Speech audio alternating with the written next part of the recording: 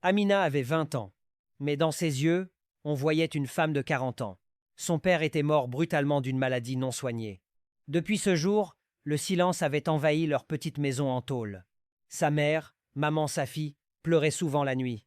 Mais devant ses enfants, elle faisait semblant d'être forte. Chaque matin à 4 heures, Amina se levait avant tout le monde. Elle aidait sa mère à charger les caisses de mangue, d'oranges et de bananes sur une vieille brouette. Le marché était bruyant, poussiéreux, fatigant, mais Amina souriait toujours aux clients. Madame, prenez ces mangues, elles sont sucrées. Ma fille, tu devrais être à l'université, pas ici.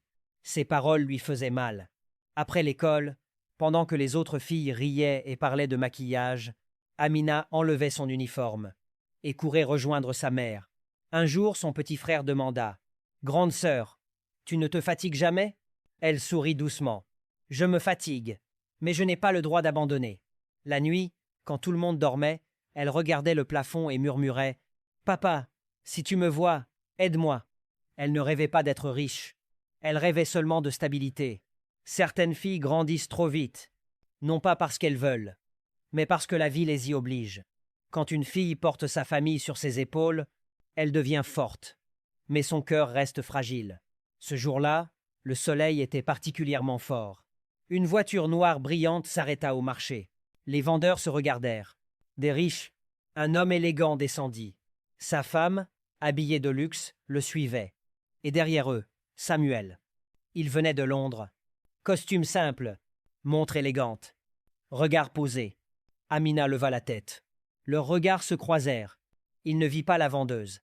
Il vit une femme digne, travaillante, naturelle. Il acheta des fruits, mais resta longtemps à parler. Tu étudies quoi? Comptabilité. Tu veux aller loin? Je veux juste que ma famille ne manque de rien. Ce soir-là, Samuel ne parlait que d'elle.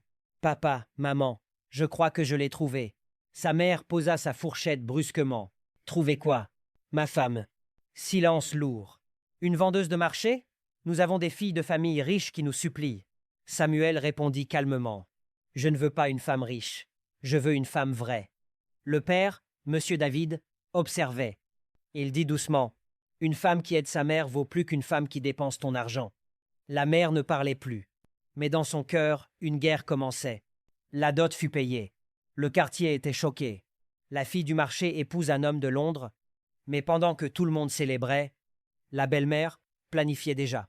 Quand une personne se sent humiliée, elle prépare souvent sa vengeance en silence. L'amour peut élever une personne, mais l'orgueil blessé peut devenir dangereux. Amina entra dans la grande maison de sa belle famille. Tout était différent. Sol brillant, grand salon, chambre spacieuse.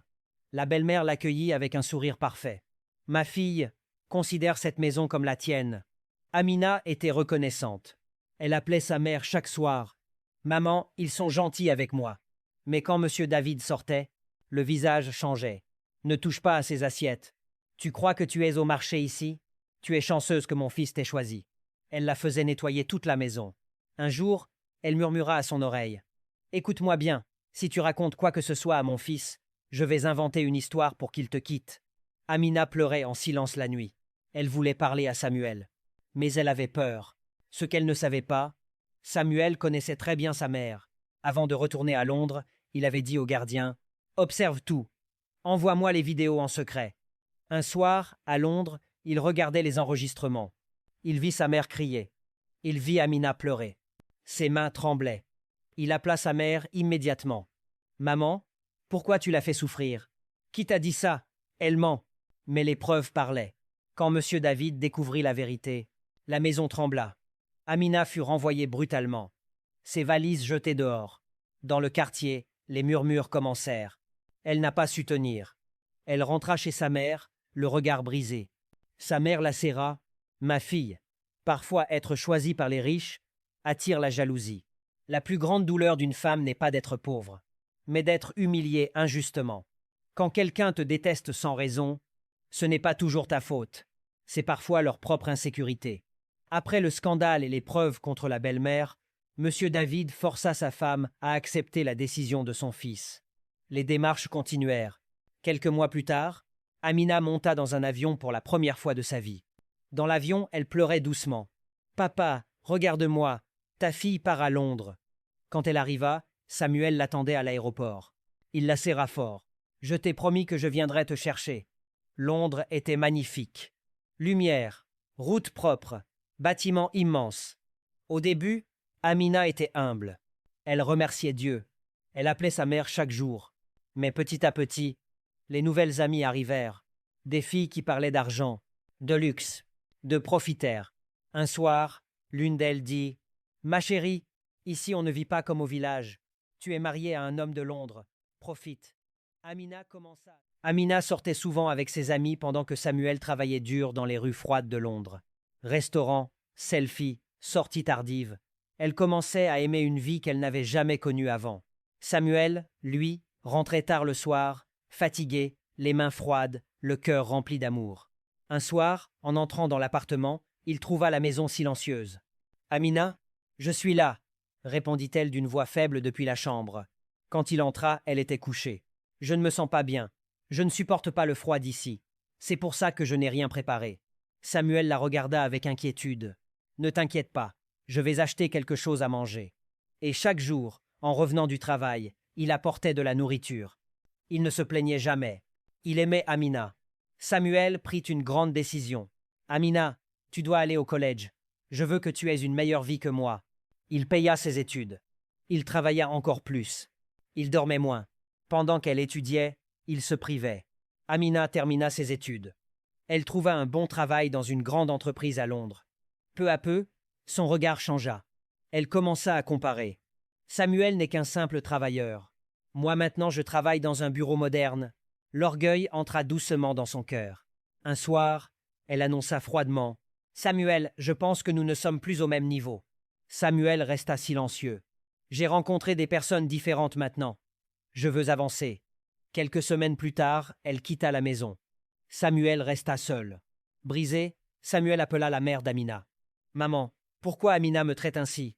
La mère répondit calmement. « Amina n'était pas la femme de ta destinée. Dieu t'a envoyé sur notre chemin pour nous sortir de la souffrance. Ton temps est passé. Va chercher une autre femme pauvre. » Samuel resta sans voix. Quand sa propre mère entendit cela, elle secoua la tête. « Je t'avais prévenu, mon fils. Voilà les conséquences. » Samuel pleura ce soir-là, non pas pour l'argent, mais pour l'amour qu'il avait donné. Chère fille, ne méprisez jamais l'homme qui vous a soutenu dans vos moments difficiles. Un homme qui vous aide à sortir de la souffrance. Il croit en vous. Il investit en vous. Il sacrifie pour vous. Ne confondez pas évolution avec ingratitude. Le succès ne doit pas effacer la mémoire. Un diplôme ne remplace pas la loyauté. Un bon travail ne remplace pas un bon cœur. Celui qui vous a soutenu quand vous n'aviez rien mérite respect, reconnaissance et considération. Parents, ne poussez jamais vos filles à quitter un homme qui les a aimées sincèrement juste parce qu'il n'est plus assez. Encourager l'ingratitude, c'est semer une mauvaise graine. L'argent peut venir et partir. Le caractère reste. Si vous apprenez à votre fille à utiliser les hommes pour sortir de la pauvreté, elle attirera un jour quelqu'un qui l'utilisera aussi. Dieu voit les cœurs. La vie tourne. L'ingratitude ferme des portes invisibles. La reconnaissance ouvre des bénédictions durables.